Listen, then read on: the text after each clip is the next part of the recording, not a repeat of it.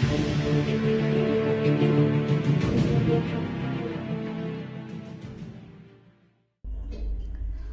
कट्टा व जिवंत काडतूस विक्रीचा डाव उधळला. गुंडाविरोधी पथकाने 2 इसमांना अग्निशस्त्रासह केले जेरबंद.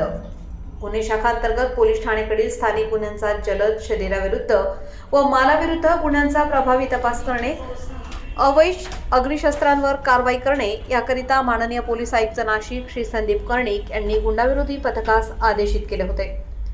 दिनांक 19 फेब्रुवारी 2026 रोजी नाशिक शहरामध्ये शिवजयंती उत्सव 2026 सुरू असताना गुंडाविरोधी पथकाचे पोलीस शिपाई राजेश राठोड यांना 2 इसम गावठी कट्टा विक्री करण्याच्या उद्देशाने कन्या कोठारी शाळा जेल रोड नाशिक या ठिकाणी येणार असल्याची गोपनीय बातमी मिळाली होती.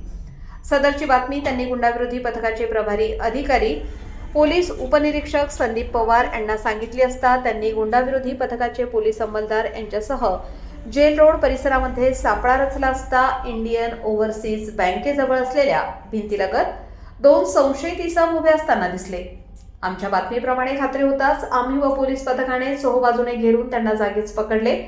पकडलेल्या संशयित इसमांना त्यांचे नाव व पत्ता विचारले असता त्यांनी त्यांचे नाव राहुल उर्फ गोट्या प्रभाकर साठे, वय 32 वर्ष, राहण्याचे ठिकाण साठेनगर सिन्नर फाटा नाशिक, व निशांत उत्तम सोनवणे, वय 35 वर्ष, राहण्याचे ठिकाण Jeevanjyot apartment room number 5 Sailani बाबाजवळ जेल रोड नाशिक असे सांगितले.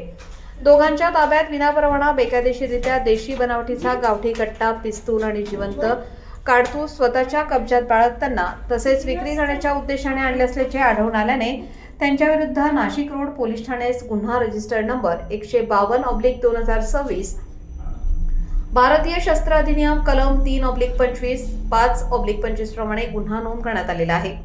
सदरची उल्लेखनीय कामगिरी माननीय पोलीस आयुक्त श्री संदीप कर्णिक, माननीय पोलीस उपायुक्त गुन्हे शाखा श्री किरणकुमार चव्हाण व माननीय सहाय्यक पोलीस आयुक्त गुन्हे शाखा श्री संदीप मिटके यांच्या मार्गदर्शनाखाली गुंडाविरोधी पथकाचे प्रभारी अधिकारी पोलीस उपनिरीक्षक संदीप पवार, पोलीस हवालदार विजयकुमार सूर्यवंशी, प्रदीप ठाकरे, सुनील आडके, अविनाश देवरे, पोलीस शिपाई अक्षय गांगुर्डे, राजेश राठोड, कल्पेश जाधव, दयानंद सोनवणे, घनश्याम महाले यांनी यशस्वीरित्या केलेली आहे.